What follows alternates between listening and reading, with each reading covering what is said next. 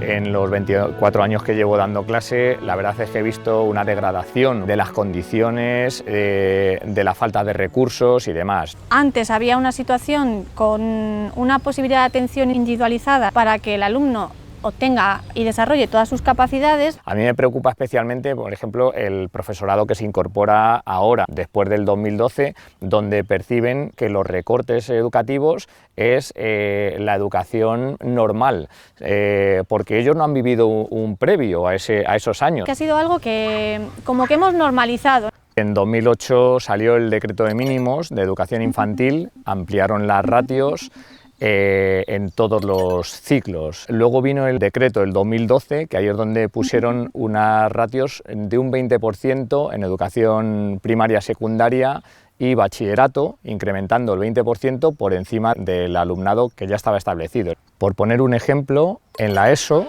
el número de alumnos por aula eran 30, más el 20% podían ser 36, más un 10% de alumnado por incorporación tardía, otro 10%, es decir, que nos podríamos ir a 39 alumnos por aula en la ESO. En mi clase original éramos sobre 32 alumnos, más o menos, pero luego es verdad que en las optativas hemos llegado a ser 38 en biología el año pasado, creo que éramos bastantes. En bachillerato se permitían 35 más un 20%, pues 7 alumnos más, que nos iríamos a 42, más otro 10%, pues 50, 51 alumnos por aula, que podría ser el tope máximo en bachillerato. A partir de 30 alumnos, creo que dar la clase desde el punto de vista del profesor es complicado. Desde el punto de vista del alumno creo que es muy difícil seguirlo, porque aparte de que el hecho de que ya de por sí haya más alumnos genera más charlas y demás dentro del aula, la línea de la clase se pierde mucho, pero no es lo mismo que tengan dudas 3 personas a que las tengan 7. Este año, cuando ha llegado la pandemia y se han tomado las medidas para desdoblar aulas, el número de alumnos ha sido de 20 y bueno, pues la diferencia es muy notable. Puedes tener un contacto familiar mucho más diario, mucho más fluido. Muchas veces estamos en ratios hasta 33 y como tengo 20 horas lectivas semanales, tengo 10 grupos, con lo cual multiplicando esos 33 por 10 grupos, pues nos vamos a 330 alumnos y alumnas en un curso. La atención que les puedes dar, el seguimiento con las familias, en las clases evidentemente no es lo mismo atender a 23 que a 33, ha supuesto, por ejemplo, pues reducir de 330 hasta 330 a reducirlo a 230 alumnos y alumnas. Muchas veces tienes alumnos con necesidades o totalmente diversos, ¿no? Que pueden tener algunos problemas en comprensión lectora, otros en matemáticas y de no poder atender a cada dificultad o a cada necesidad, incluso la propia motivación de los alumnos que van más aventajados. Cada niño es distinto. No hay profesorado de apoyo porque los equipos de orientación muchas veces están desmantelados y claro, pues al final evidentemente se produce fracaso escolar. En el año 2011 tenía unos 22, 24 niños y ya estaban en un aula con un espacio bastante ajustado a ese número de niños, ¿no? Pero se podía estar en el aula cómodamente, aunque para mí lo óptimo es no llegar a 20. Y de 18 para arriba en infantil ya tienes que estar poniendo parches. Al año y medio y habían subido 4 alumnos en el aula, ¿vale? No eran, objetivamente dices, bueno, 4 niños, ¿no? ¿Qué más da 3, 4 niños? Y sin embargo, a nivel espacial, generaba diariamente una cantidad de conflictos porque no tenían espacio para moverse.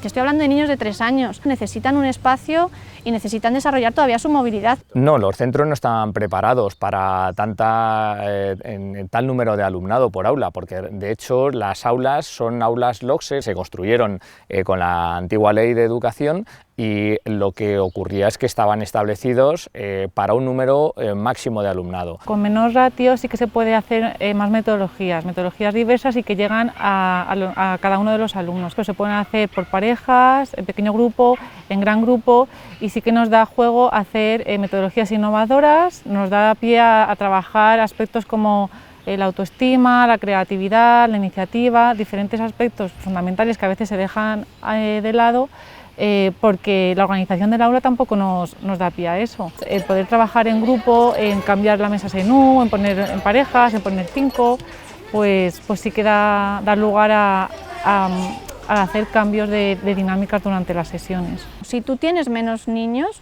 tú puedes moverte con mucha más facilidad y juntarte desde exterior a espacios para realizar actividades que para ellos son pues mágicas. Con motivo de la pandemia sacaron nuevas instrucciones donde en segundo ciclo, en tercero y cuarto de la ESO, y así como en bachillerato, establecían una semipresencialidad. En mi clase seguimos siendo un montón, somos 38, lo que pasa que como estamos doblados, tenemos semipresencialidad, al final en el instituto no hay más de 18 personas, 19 en un aula. El tema de la semipresencialidad no ha sido un factor tan positivo. Ese desdoblamiento ha sido a costa de suprimir, por ejemplo, bibliotecas, suprimir talleres de tecnología, suprimir laboratorios de física, de geología, de biología, etc. Lo de la semipresencialidad, pues un rollo, porque se pierde un montón de comunicación. Pero lo ideal, desde luego, sería reducir las ratios, volver a recuperar, lógicamente, esos espacios, porque son absolutamente necesarios para poder impartir todas las asignaturas. Debido a la situación sanitaria se ha llevado a cabo la reducción de ratios y se ha demostrado que es beneficiosa en muchísimos aspectos.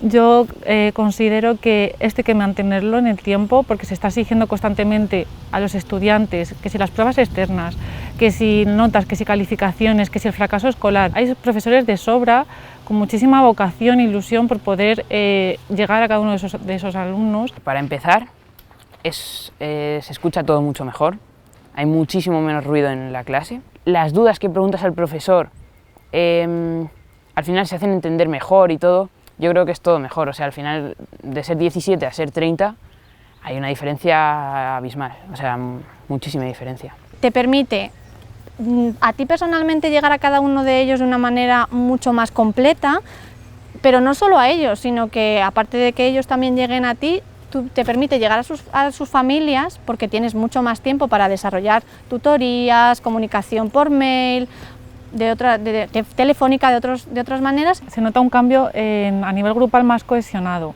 porque en realidad son menos alumnos, puedes trabajar más de forma grupal, se conocen más, hay más momentos, te dejan más momentos para tener momentos de tutorías, de asambleas, de hablar de resolución de conflictos. Otra interacción que no habíamos comentado es la interacción entre alumnos del mismo nivel entre aulas y de internivel, porque es una interacción importantísima y muy enriquecedora. Se aumenta la calidad de la enseñanza, porque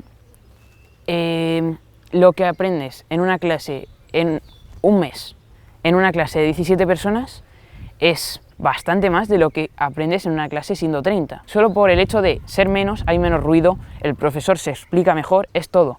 Te distraes menos. La cantidad de alumnos que tienes en un aula también te limita mucho, tanto en las actividades como en los lugares en los que puedes desarrollarlas, porque con menos alumnado te resulta mucho más fácil salir al entorno, a ver lo que necesites ver fuera de las cuatro paredes del aula. La pandemia ha puesto de manifiesto este año la masificación que hay en las aulas.